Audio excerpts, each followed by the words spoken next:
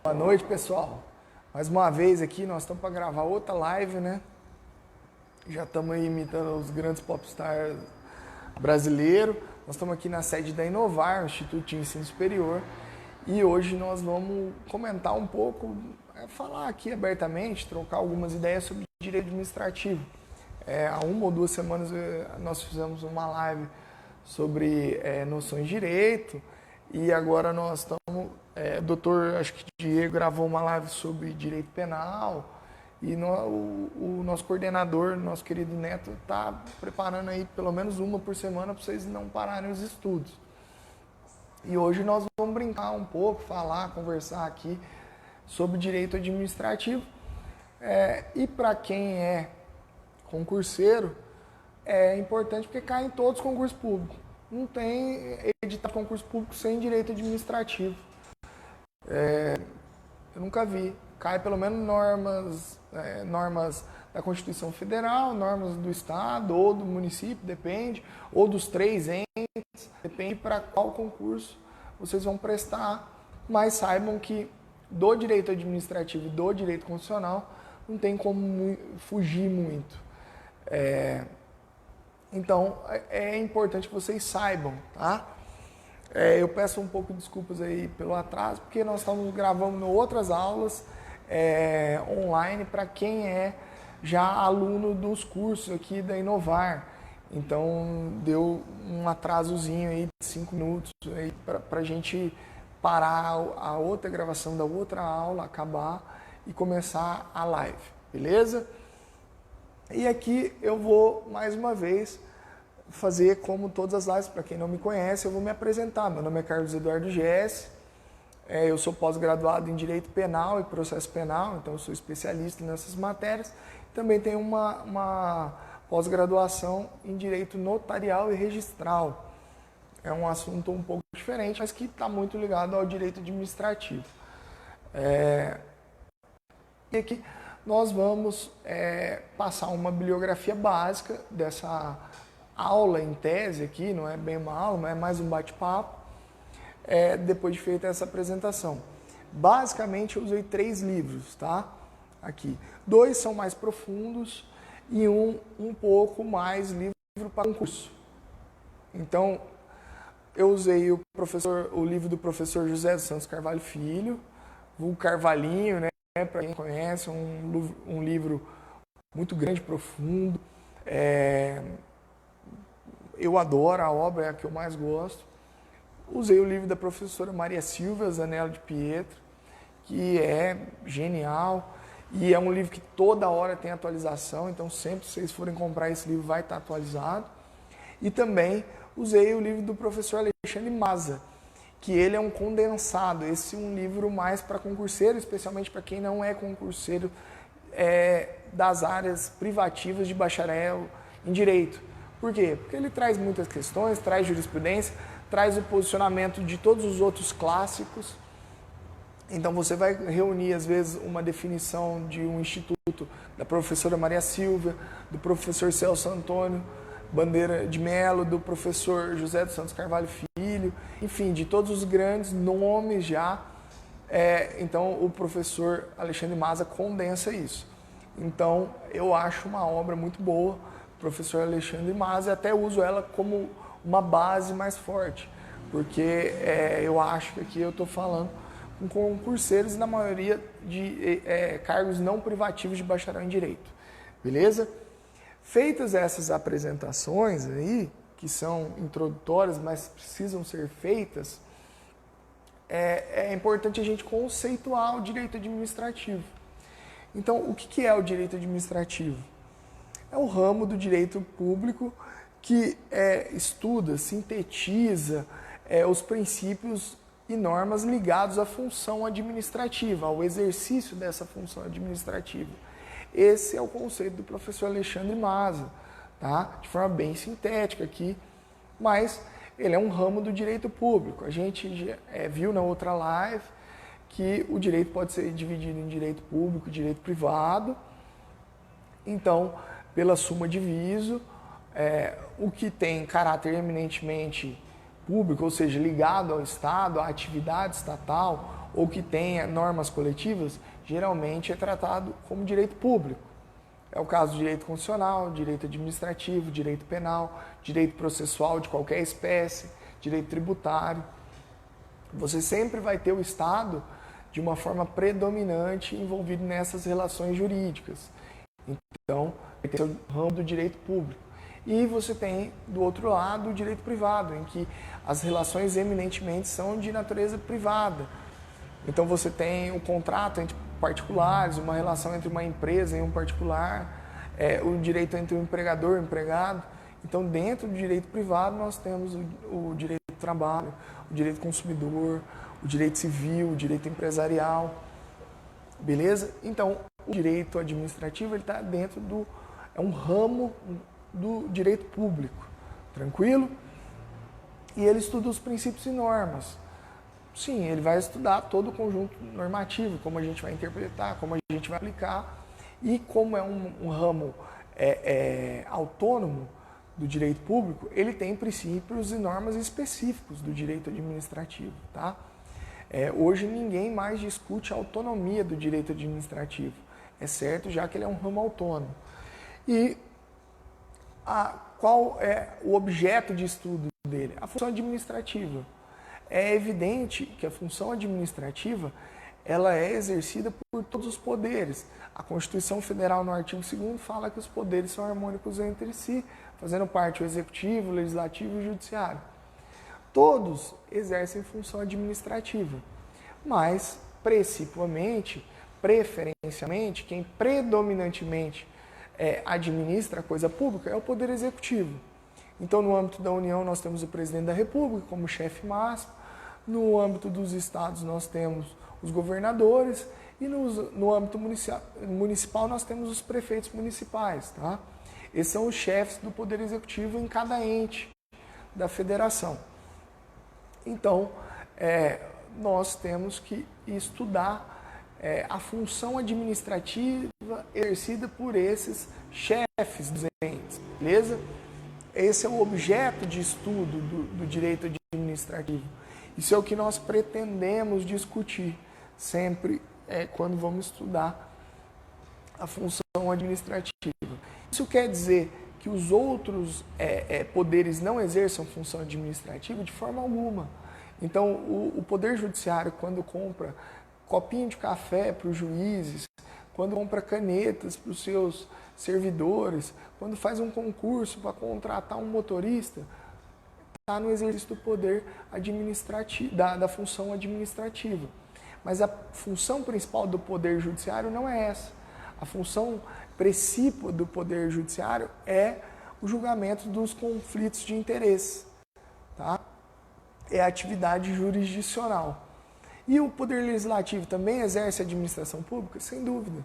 Quando regulamenta o horário dos servidores, dos deputados federais, estaduais, quando decide comprar os carros velhíssimos 2017, trocar os carros muito velhos 2017 da Assembleia Legislativa ou do Senado Federal ou da Câmara dos Deputados ou da Câmara de Vereadores por carros novos 2020, aqueles carros top de linha que a gente sabe que eles têm.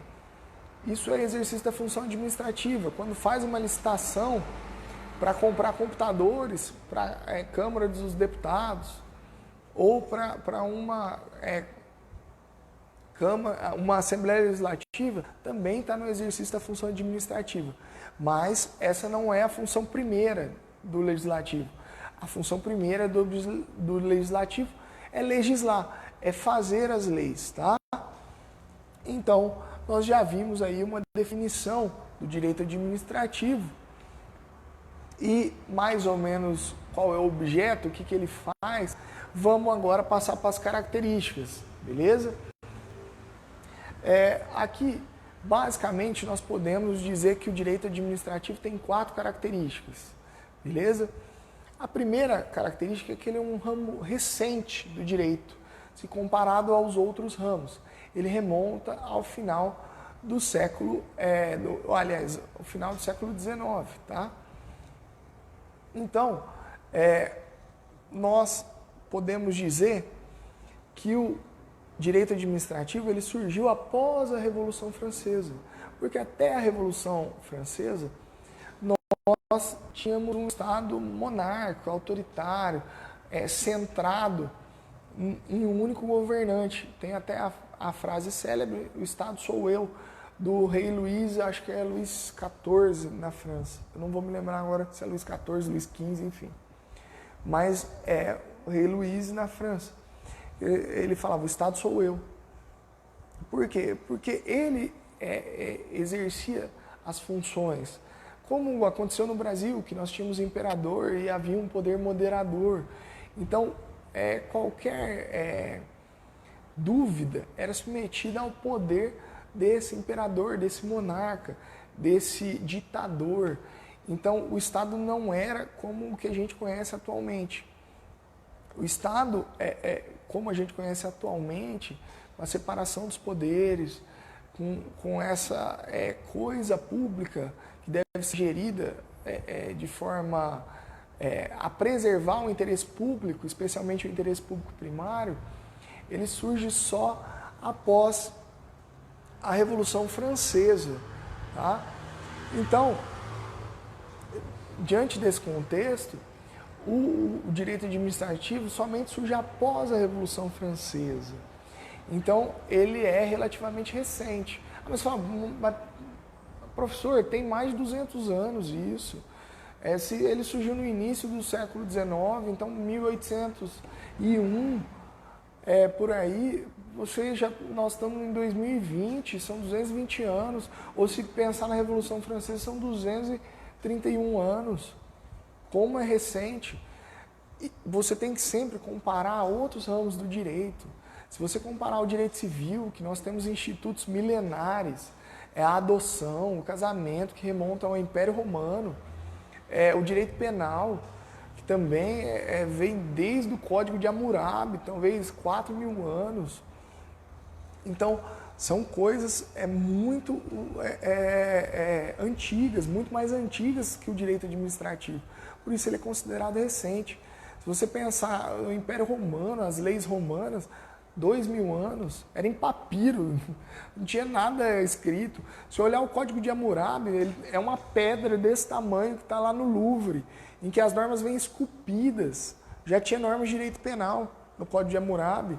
Então, é evidente que se comparado a outros ramos do direito, o direito administrativo é muito recente. Mas isso não quer dizer que ele seja novo do ponto de vista legal, considerar 230 anos novo, mas ele é recente comparado aos outros ramos, beleza?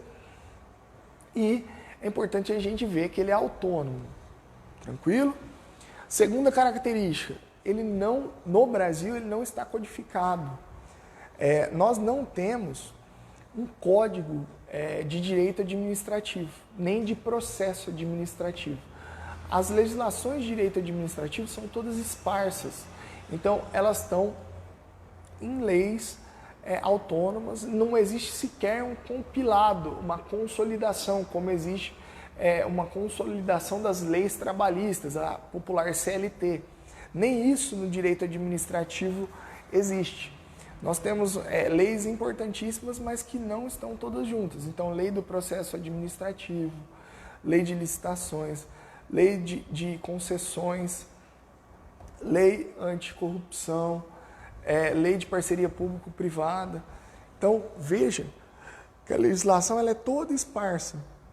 E você tem que socorrer, às vezes, de um conceito que está em numa lei, num conceito que está em outro diploma legal, para ir integrando, suprindo esses conflitos aparentes de normas, essas eventuais lacunas, né? Então, ele não está codificado, não existe um código de direito administrativo, como não existe um código de direito penal, um código de direito civil, um código de processo civil, ou uma Constituição Federal, não há nada do tipo, beleza? E veja que as características estão todas ligadas, nós vamos ver, daqui a pouco eu vou falar sobre isso, que uma vai causando a outra, beleza? A terceira característica é que o direito administrativo ele é muito jurisprudencial. Devido a essa inexistência de código e essa sistematização, além de não haver uma grande legislação sobre direito administrativo, você torna esse ramo muito jurisprudencial. Então ele depende muito das decisões reiteradas dos nossos tribunais ou decisões reiteradas dos juízes, tá? Que aí, conforme vão sendo reiteradas, vão sedimentando e vão formando um pensamento, uma uniformidade nas decisões judiciais, tá? Isso é o que a gente chama de jurisprudência. São as decisões reiteradas, especialmente dos tribunais superiores, tá? Então, do STF, do STJ, dos tribunais de justiça para questões estaduais. Isso é o que forma a jurisprudência. E por não haver codificação, uma legislação muito vasta de direito administrativo, ele se torna jurisprudencial, porque a gente precisa integrar a lei de alguma forma. A gente não usa só analogia, os costumes e os princípios gerais do direito, mas usa predominantemente a jurisprudência. Beleza? Essas são as três primeiras características. Vejam que essas três características estão ligadas. Por ele ser um ramo recente, ainda não há uma legislação muito vasta e não houve uma codificação. E por não haver essa codificação, ele se torna muito jurisprudencial, pela necessidade de integração das normas. Então essas três características estão ligadas, né?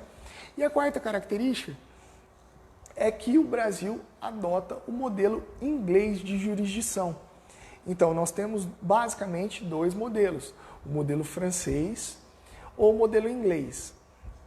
O modelo francês, ele é duplo. Então você tem um tribunal administrativo e um tribunal jurisprudencial. E o que é decidido nesse tribunal administrativo não pode ser submetido ao tribunal jurisdicional. Ele somente fica ali. As decisões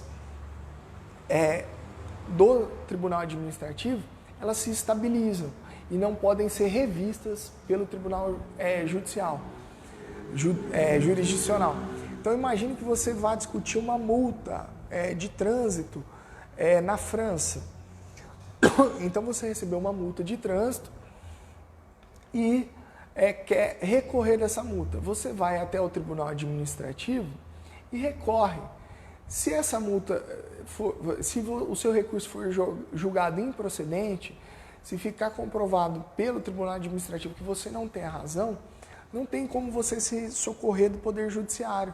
Aquela decisão do tribunal administrativo para as questões estatais é definitiva. E isso tem o mesmo valor com os tributos ou com questões somente administrativas. Esse é o modelo francês. Então, você tem tribunal administrativo, tribunal jurisdicional, cada um independente. No Brasil, a gente tem um modelo uno de jurisdição, é o conhecido modelo inglês. Tudo que for julgado de forma administrativa, por um tribunal administrativo ou por um órgão administrativo, ele pode ser revisto de forma jurisdicional, ele pode ser levado ao conhecimento do Poder Judiciário. É o que a gente chama de inafastabilidade da jurisdição, tá? Então, eu não posso dizer, olha, já foi julgado. Na verdade, você não precisa nem esgotar as instâncias administrativas. O judiciário não pode se esquivar de julgar aquela questão que lhe foi apresentada. A única exceção que a gente tem que esgotar é para a justiça desportiva. Aí você esgota todas as instâncias e aí depois você vai para o tribunal jurisdicional, judiciário, tá? Então não quer dizer que você precise, que você não tem o direito de recorrer ao Poder Judiciário. Somente quer dizer que você tem que primeiro esgotar as vias administrativas. Mas em regra, você sequer precisa esgotar essas vias administrativas. Tá? Você pode ir diretamente ao judiciário. Então imagine que eu recorri de uma multa numa JARE, tá? Que é uma junta administrativa, para os recursos de trânsito. E o meu recurso foi improcedente. Mas eu não fiquei contente, eu acho que aquela multa foi aplicada de forma ilegal. Eu posso recorrer ao Poder Judiciário e o Poder Judiciário vai prevalecer, ele vai ter a última palavra. E da mesma forma em relação a um tributo. Então, veja que o Brasil tem uma jurisdição única, só o Poder Judiciário exerce e ele prevalece inclusive sobre as decisões administrativas, ok? Essa é a quarta característica, beleza? Bom, passadas as características, né, nós temos o conceito, as características, vamos falar sobre o objeto do direito administrativo. Quais são os objetos do direito administrativo? Atividade de administrar, né, de gerir a coisa pública, os agentes, então os servidores públicos, os empregados, os estagiários, enfim, qualquer agente público, qualquer pessoa que esteja prestando um serviço público ou que tenha uma ligação com o Estado ou que esteja em nome do Estado, mesmo aqui que não seja proveniente de concurso, mesmo que seja de forma gratuita, ele pode ser enquadrado como agente. O conceito de agente público ele é muito amplo, tá? As pessoas, e aqui eu estou falando de pessoa como o Estado de Minas Gerais, o município de Uberlândia, a República Federativa do Brasil, isso são pessoas de direito público internas. Elas são todos objeto de direito administrativo. Nós vamos estudar como funciona, como deve agir, quais são os seus deveres, quais são os seus direitos, tudo, tá?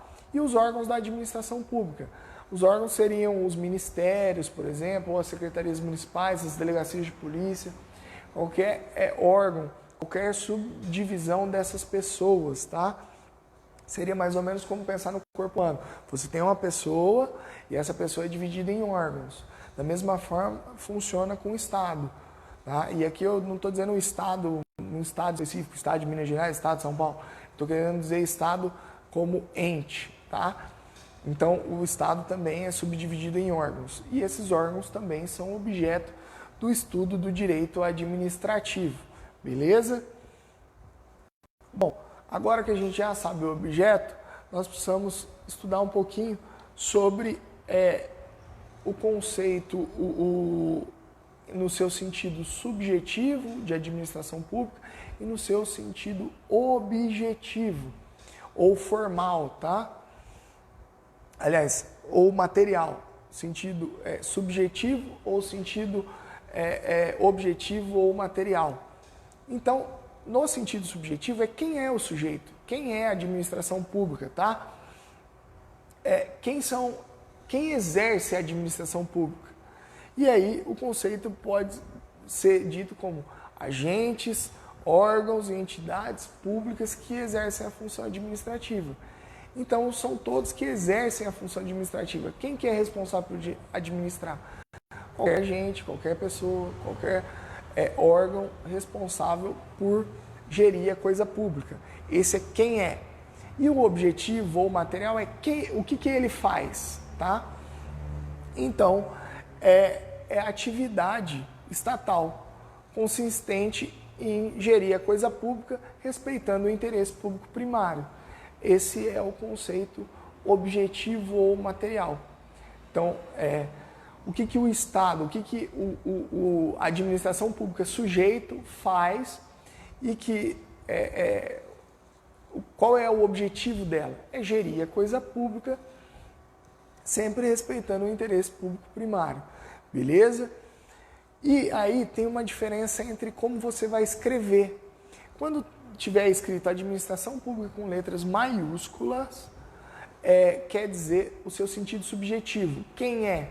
Tá? Tá representando a pessoa administração pública. E quando tiver no sentido grafado com letras minúsculas, as iniciais da administração pública com letras minúsculas, é o sentido objetivo. O que ela faz, tá? É o ato de administrar, beleza? E agora nós já temos isso, vamos passar para qual é a função precípua da administração pública. quais são os objetivos da administração pública? Basicamente são 3, tá? Prestação de serviços públicos, exercício do poder de polícia e atividade de fomento. Então, o que é a prestação de serviços públicos? É a prestação de saúde, educação, transporte público e tudo que é obrigação da administração pública prestar, beleza? É claro que a administração pública pode delegar isso ao particular, pode efetuar concessões, pode fazer parcerias público-privadas, mas isso não quer dizer que essa atividade deixou de ser uma obrigação estatal, beleza? E essa é uma função precípua. Então, a primeira função precípua é a prestação de serviços públicos. O Estado só existe para nos atender nas nossas necessidades. Então, a obrigação primeira do Estado é nos prestar serviços públicos. Nós pagamos impostos, nós nos submetemos por um pacto social implícito à autoridade do Estado e, em contrapartida, nós temos direito à prestação de serviços públicos, o que, infelizmente, muitas vezes é ineficiente. Beleza? A segunda atividade precípua, perdão aí pela tosse, não é coronavírus, hein, gente?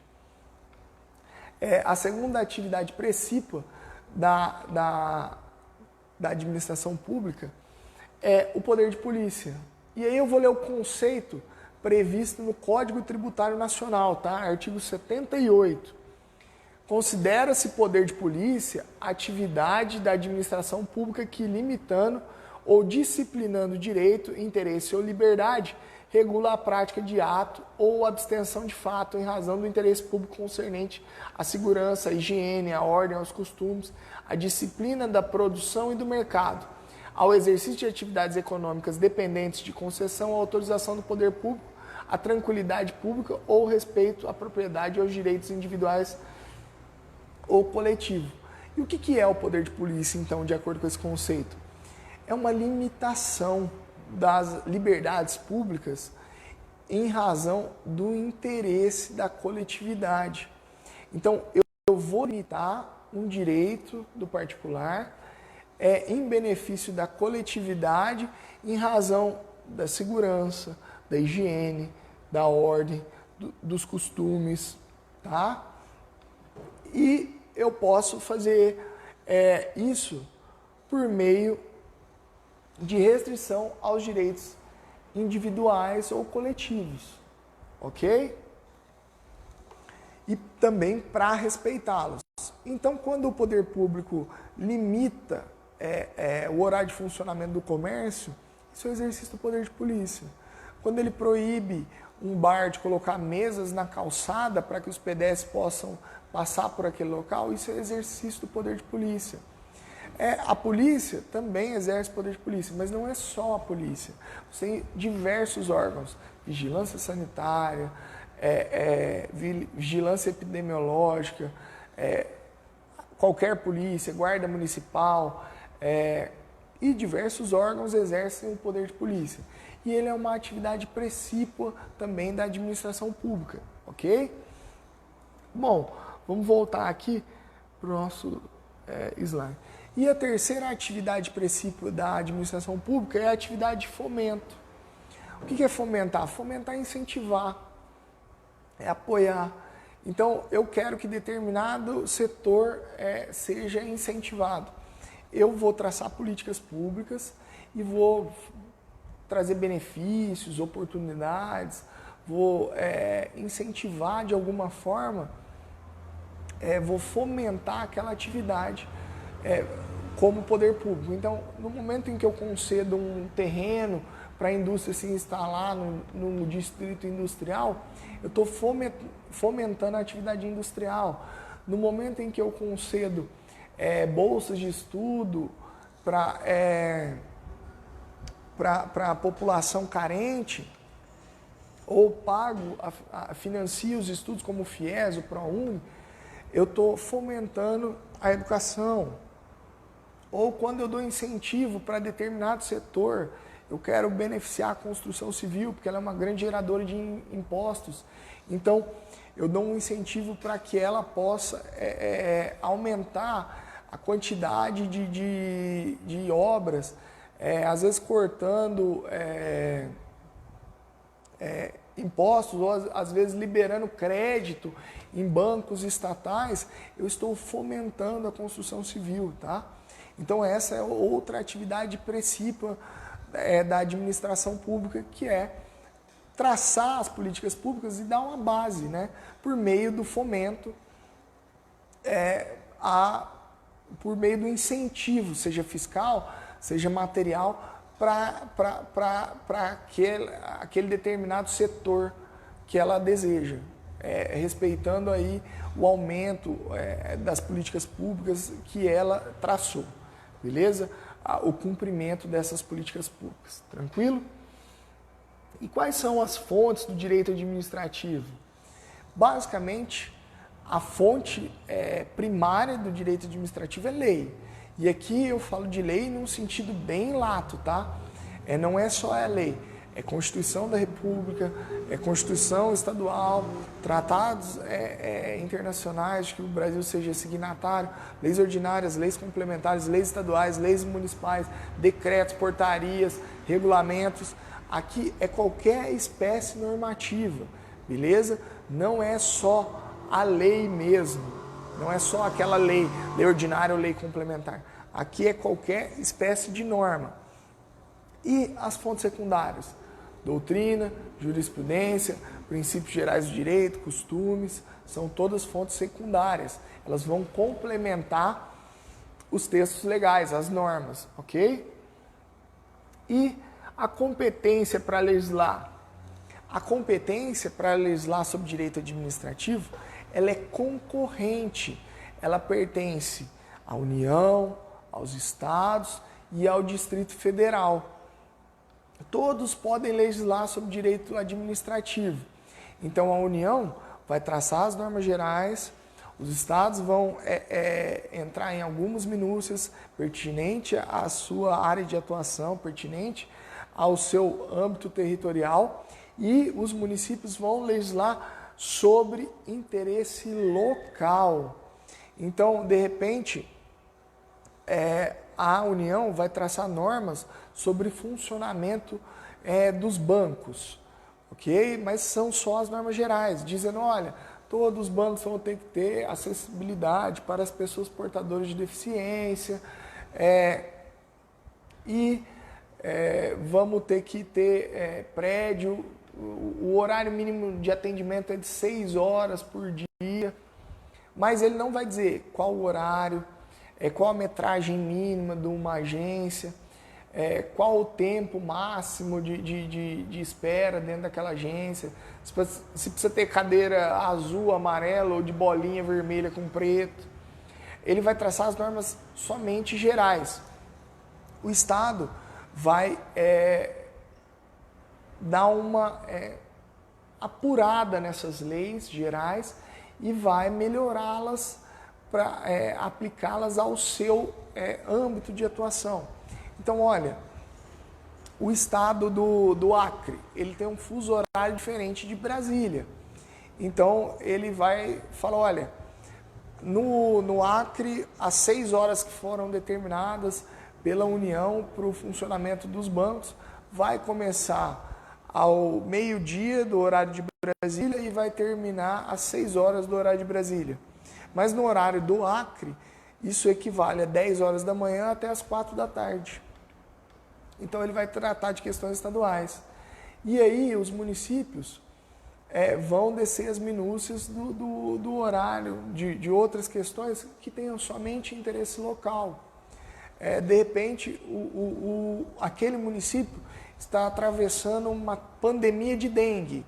E aí ele restringe o horário de funcionamento dos bancos. Tá? Mas aquela situação de dengue é somente daquele município específico, não é uma situação nem estadual nem federal. Então não tem sentido ter uma legislação estadual ou federal para aquele caso. Somente se trata de interesse local. Então, a competência para legislar ela é concorrente. A União determina as normas gerais e aí os estados e os municípios vão legislar as questões do seu interesse, tá? Beleza? Algumas matérias, elas são exceções a essa regra de competência concorrente para legislar. E aí, nesse caso, somente a União é quem vai legislar sobre essas matérias. Geralmente, são questões de direito administrativo que a União deseja que sejam uniformes para todo o país. Beleza? É o caso de desapropriação, direito marítimo, registros públicos, tá? São competências só da União.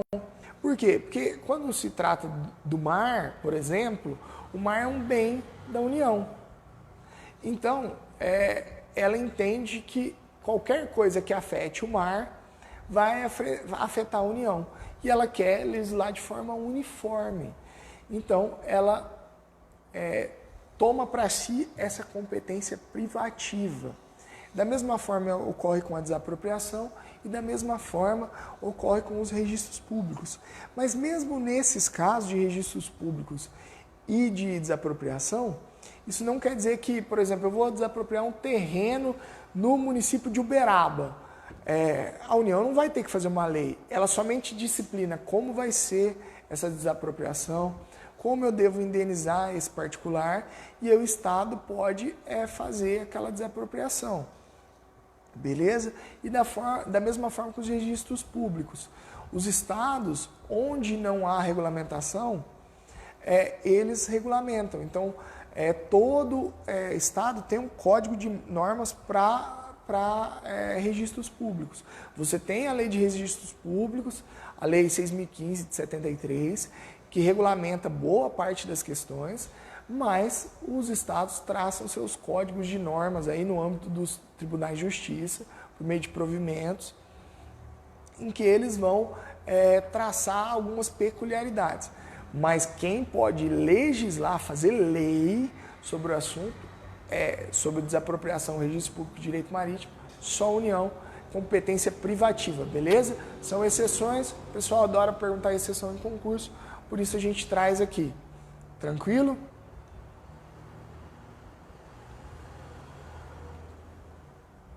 Bom, e a função administrativa? Qual é? O que é a função do administrador? Bom, defender o interesse público primário. É administrar a coisa pública defendendo o interesse primário. Interesse público primário. E qual é o interesse público primário? É o interesse de toda a sociedade, de toda a população. Então, quando eu exerço a administração pública, eu não posso exercer pensando só em mim ou pensando em amigos. Eu tenho que administrar, gerir a coisa pública, sempre pensando no interesse público primário, que é o interesse público da população. Inclusive, se houver conflito entre o interesse público primário, que é o interesse da coletividade, da sociedade, com o interesse público secundário, que é o interesse do Estado, deve prevalecer o interesse público primário. Então, às vezes, o Estado tem um déficit de dinheiro. Isso vocês sabem que não é incomum. Mas ele precisa comprar respiradores, leitos, durante uma pandemia de um vírus. Eu não sei se essa situação é comum e atual, tá? E aí, o que o Estado tem que fazer? Ele tem que pensar no interesse público primário, que é o quê? O bem-estar, a saúde da sociedade. Eu não posso pensar, olha, mas eu vou ficar devendo bilhões e eu não tenho condição agora de comprar esses respiradores, que o interesse dele é preservar as contas públicas. Ele tem que dar um jeito e comprar, mesmo que seja financiado, mesmo que haja um déficit, tomar empréstimo, para comprar esses respiradores e preservar o interesse público primário, que é a saúde da população. Entenderam? Quando houver conflito, respeita o interesse público primário, que sempre é o interesse da coletividade, da sociedade, de toda a população, e não o interesse financeiro do Estado. O interesse financeiro do Estado é é o interesse público secundário, ok? Bom, e vamos agora entrar no que tem mais importância para a gente. São os princípios, ok? E para isso nós temos dois supraprincípios. Esses dois supraprincípios não são constitucionais, eles não estão previstos na Constituição, mas estão previstos. Nós temos mais 20 minutinhos aí para falar, então vamos falar mais um pouquinho sobre questões atuais e que caem muito nos concursos, tá? Então, os dois supraprincípios que não estão previstos no artigo 37 da Constituição Federal, a não ser de forma implícita, são o princípio da supremacia do interesse público e da indisponibilidade do interesse público. Aqui, supremacia do interesse público. O que quer dizer isso? Que o interesse público, o interesse da coletividade, ele sempre deve prevalecer sobre o interesse individual, o interesse de um ente específico, o interesse de uma empresa. Então, eu sempre devo pensar no bem comum. Eu sempre devo agir como administrador pensando que o interesse público ele deve se sobrepor ao interesse privado, ao meu interesse privado. E por isso, eu devo agir sempre pensando no bem da população, traçando as melhores políticas públicas, tá? Prestando o serviço de forma mais eficiente para que haja uma preservação do interesse público. E diante dessa supremacia do interesse público, a administração pública tem algumas prerrogativas. Ela preserva essa supremacia com alguns direitos a mais, por exemplo, presunção de veracidade dos seus atos, autoexecutoriedade. Então, a partir do momento em que é feito uma lei, eu posso ir lá e executá-la para preservar o interesse público. Como foi aquele caso da lei, acho que foi do governo Dilma, do governo Temer, em que permitia que que as pessoas, que os fiscais adentrassem nos imóveis para combater a dengue. É claro que tinha alguns requisitos, tá? Mas isso, em tese, não violava a inviolabilidade de domicílio, que é um direito fundamental, em razão da supremacia do interesse público. É até discutível, juridicamente, se isso não violaria de fato a supremacia do interesse público. Mas, até agora, não foi declarada inconstitucional essa lei. Tá? É a mesma ideia do uso de máscaras durante a pandemia. Então, há decretos que determinam o uso de máscaras e a aplicação de multas em razão do seu não uso. Isso serve para quê? Para preservar a supremacia do interesse público. O interesse público deve ser superior ao interesse privado, beleza? E, visando preservar esse interesse público, essa supremacia, decorre o segundo princípio. O interesse público ele é indisponível. Eu, como administrador, eu não posso dispor. Eu não posso chegar e falar, olha, tem um terreno lá, mas ele é longe, ele está me dando muita despesa. Eu, como administrador, eu quero vender, mas o interesse é público. E eu vou vender para um amigo meu, por um preço abaixo do que vale. Por quê? Porque eu quero. O interesse público, ele é indisponível. Eu não posso fazer o que eu quiser com a coisa pública. Eu, como administrador, eu tenho a obrigação de gerir. Infelizmente, no Brasil, os prefeitos, governadores, o presidente, evidente que não são todos e nem em todas as situações, mas muitos vão gerir a coisa pública como se fosse própria. Eles vão pegar um maquinário, de repente uma retroescavadeira, um trator, e vão passar na propriedade deles. Ah, não, eu estou precisando fazer um jardim no meu rancho, então eu vou mandar uma retroescavadeira da prefeitura da qual eu sou prefeito, ou que eu sou secretário municipal, para ir lá e corrigir o solo. Isso é possível? Isso respeita a indisponibilidade do interesse público? De forma alguma. O interesse público, ele é indisponível. Eu não posso dispor da forma como eu bem quero. Eu não posso usar como eu bem quero. Eu devo agir respeitando sempre a previsão legal, como proteger esse bem público, beleza? Esses são 2 supraprincípios, tá? E aqui, mais uma vez, pensando sempre no interesse público primário, beleza? Não é o interesse público secundário. O interesse público secundário, ele é preservado apenas quando possível, apenas de forma indireta, beleza? E agora vamos entrar nos princípios constitucionais. São os princípios constitucionais expressos, beleza? Nós temos cinco princípios constitucionais expressos, tá? Legalidade, impessoalidade, moralidade, publicidade e eficiência, beleza? Isso é o que traz o caput do artigo 37 da Constituição Federal. Então, legalidade, impessoalidade, moralidade, publicidade e eficiência. As iniciais formam a palavra LIMP. É bem comum que vocês vejam nos concursos, de forma mnemônica, em aulas de cursinho, em aula de faculdade, em aula de curso superior aí. Quem está estudando já deve ter ouvido falar da palavra LIMP, né? Então, legalidade, o L, impessoalidade, o I, moralidade, o M, publicidade, o P e eficiência, o E. E o que é a legalidade administrativa? A legalidade administrativa, ela é o oposto da legalidade para o particular.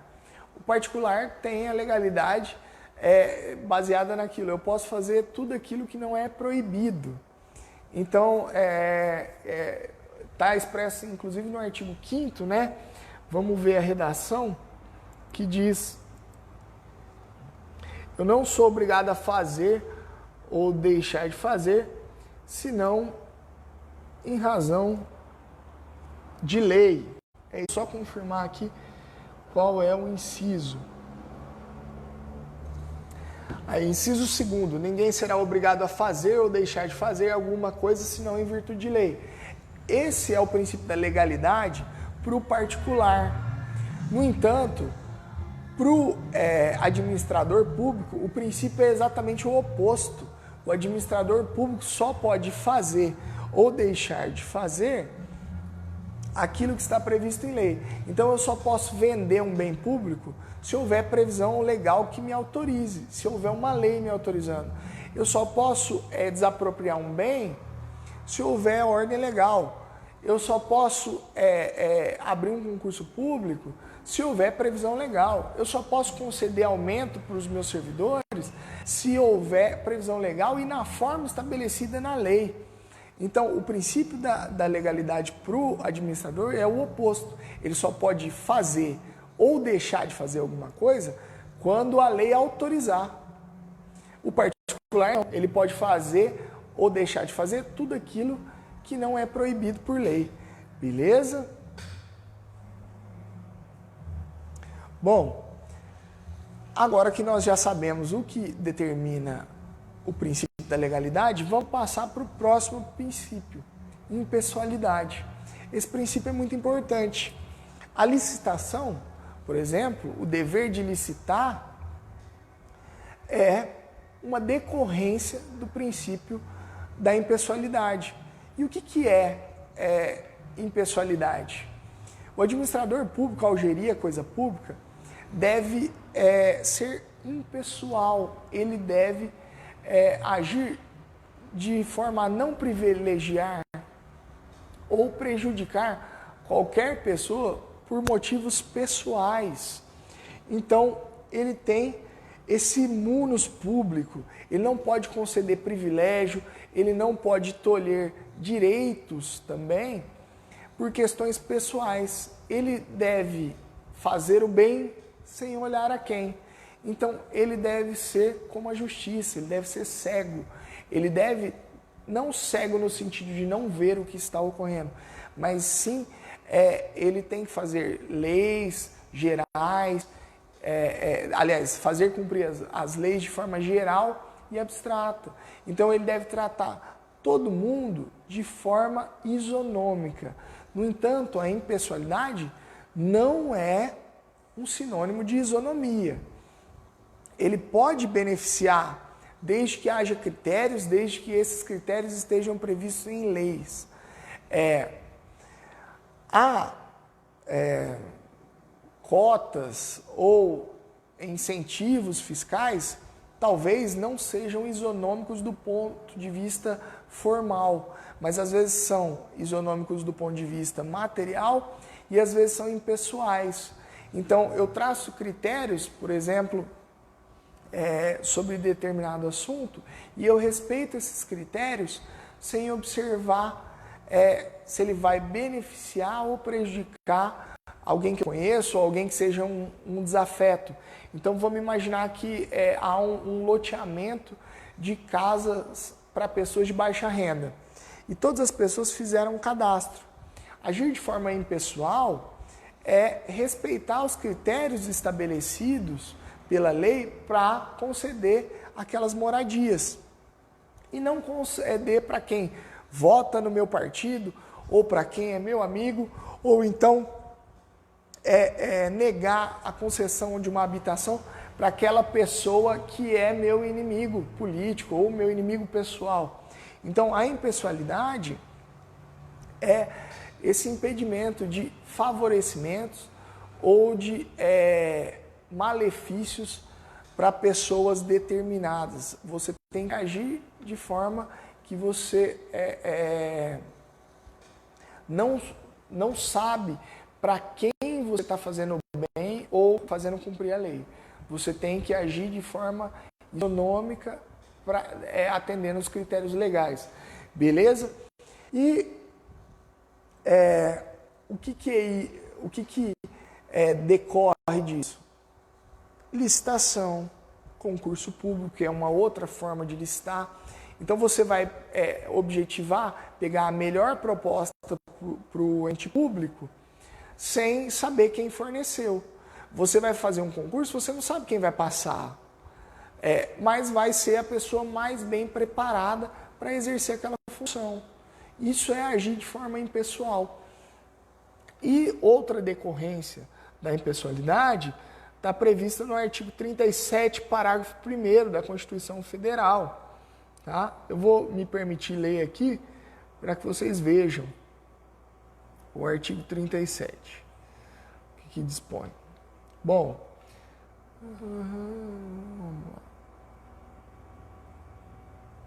parágrafo 1º.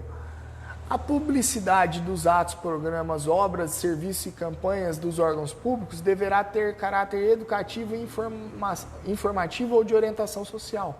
Dela não podendo constar nomes, símbolos ou imagens que caracterizem promoção pessoal de autoridades ou servidores públicos. Tá? E a gente vai ver publicidade daqui a pouco, mas isso tem mais a ver com impessoalidade do que propriamente com publicidade.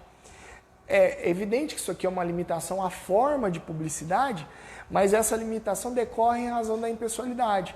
Então, quando eu faço uma obra pública, a obra não é minha prefeito municipal, ou minha governador do estado, ou minha presidente da república.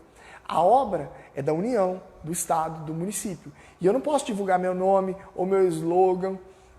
Eu não posso, o governo estadual é do PT, então eu não posso botar uma estrelinha e 13 no outdoor que divulga aquela obra pública ou que diz quanto foi gasto, qual o tempo, o que foi feito. Eu tenho que divulgar aquela obra pública de forma impessoal, dizendo, olha, obra do governo do estado, foi gasto 2 milhões, ou foi feito o recapeamento de 10 quilômetros de rodovia, de forma impessoal. Tá? sem fazer uma promoção de quem está fazendo aquilo. E isso vale mesmo para slogan, tá? Então, o Bolsonaro não pode reformar um prédio público, um prédio pertencente à União, e colocar no outdoor. Obra feita pelo grupo Deus acima de... Brasil acima... Deus acima de... Não, Brasil acima de tudo, Deus acima de todos. É evidente que as pessoas vão ligar ao Bolsonaro, ou fazer uma figura de uma arminha. Então, ele estaria se promovendo nesse caso. Então, isso desrespeitaria a impessoalidade. Beleza? A gente tem mais 5 minutinhos, vamos falar dos 3 últimos princípios que estão previstos no caput do artigo 37, tá? Vamos falar de moralidade, tá? O que é a moralidade? Ela impõe um dever de atendimento com probidade, com boa fé, com decoro, respeitando a lealdade, a integridade, a honestidade. É isso que é moralidade. É agir de forma honesta, de forma decorosa, de forma lícita, mas preservando a boa fé, a lealdade com a população, tá? E o mais importante para concurso público, agora que vocês já sabem o que quer dizer, moralidade, é a súmula vinculante número 13. É a súmula do nepotismo. Quem age com o nepotismo está beneficiando seus próprios, seus apaniguados, né, seus cupinchas, digamos assim, numa palavra que diria minha avó, meu pai. E o que dispõe a súmula vinculante número 13, tá? Aqui eu vou dar uma acelerada para a gente poder falar de todos os princípios. Súmula vinculante número 13 diz: a nomeação de cônjuge, companheiro ou parente em linha reta, colateral ou por afinidade, até o 3º grau, inclusive da autoridade nomeante ou de servidor da mesma pessoa jurídica investida em cargo de direção, chefia ou assessoramento, para o exercício de cargo em comissão ou de confiança, ou ainda de função gratificada da administração pública direta e indireta, em qualquer dos poderes da União, dos estados, do Distrito Federal e dos municípios, compreendido o ajuste mediante designações recíprocas, viola a Constituição Federal. Ou seja, o que ela quer dizer aqui, depois vocês leiam em casa a súmula vinculante número 13, é que eu não posso nomear um filho, um sobrinho, um neto para um cargo de confiança. Eu não posso nomear ou contratar de forma que desrespeite. Uma coisa é meu filho passar num concurso público. Outra coisa é eu contratar sem submeter ele a uma seleção. Eu não estou privilegiando o interesse público nesse caso. Eu estou violando a moralidade. E aqui, veja que a súmula proíbe, inclusive, o nepotismo cruzado. O que é o nepotismo cruzado? Olha, eu sou vereador e o meu amigo é vereador. Eu contrato o filho dele e ele contrata o meu filho. Ah, mas eu não tenho vínculo com o filho dele, ele não tem vínculo com o meu filho. Estaria autorizado? Não. A gente está, evidentemente, burlando o nepotismo. Então, nesse caso, também é proibido. E 2 questões que são interessantes. É permitida a contratação de primos, tá? Por quê? Porque a súmula fala em até 3º grau, para cargos de confiança ou cargos comissionados. Então, primo pode, porque é só até 3º grau, mesmo para cargo de confiança, cargo comissionado. E não se estende aos ministros, por isso que o Bolsonaro poderia, por exemplo, nomear um filho dele ministro da Justiça, por exemplo, e também não se aplica para secretários estaduais ou municipais. Então, eu posso nomear o meu irmão, por exemplo, para um cargo de secretário municipal. Então, eu ganho para prefeito e nomeio ele secretário de obras, tá? Lembrar sempre, moralidade está ligada à honestidade, à boa-fé, à lealdade, à integridade. E lembrar dessa súmula vinculante número 13, que é a que mais cai. Proibido nepotismo cruzado, permitido a contratação de primos e não entra nessa restrição cargos de secretários municipais e nem de ministros ou de secretários estaduais, beleza? Vamos lá, princípio da publicidade, né? É o P. E consiste no dever da administração de divulgar seus atos, de dar ciência para a população do que está fazendo, até para que a população possa fiscalizar, para que possa recorrer, para que possa ver as ilegalidades, tá? Para que todo mundo tenha ciência dos atos e possa cumpri-lo também. Então, uma lei sem o da publicidade, uma lei feita às escondidas, é difícil alguém cumprir, tá? Ela permite o controle de legalidade, ela começa a produzir efeitos, beleza? Ficou faltando aí eficiência, né? Que é o último princípio. Eu vou falar rapidinho. Eficiência, o que que é? É agir da melhor forma, preservando os gastos públicos, sendo o mais efetivo, ou seja, produzindo mais com menos, tá? Com redução de desperdício, com aumento da qualidade, com rapidez, com produtividade, beleza? Infelizmente não deu para a gente falar mais tempo, mas a gente viu um panorama geral aí do direito administrativo, estudou pelo menos os princípios constitucionais e os 2 supraprincípios, beleza? Obrigadão, boa noite aí para quem vai estudar, um abraço.